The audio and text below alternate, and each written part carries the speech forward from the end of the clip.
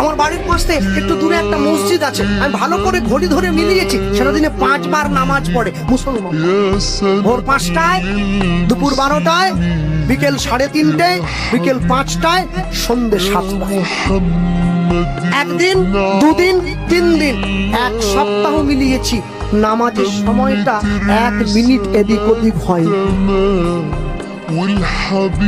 আপনাদের এই পুরো সবঙ্গে যদি বন্যা হয়ে যায়, তবু নামাজের সময়টা পরিবর্তন হবে না, ওটা ভোর 5টার নামাজটা 5টাতেই হবে।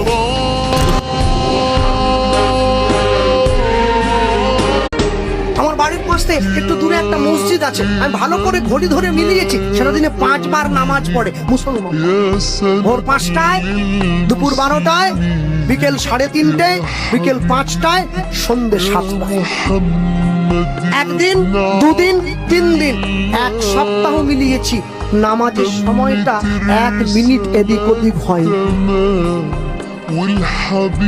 আপনাদের এই পুরো সবঙ্গে যদি বন্যা হয়ে যায়, তবু নামাজের সময়টা পরিবর্তন হবে না, ওটা ভোর 5টার নামাজটা 5টাতেই হবে।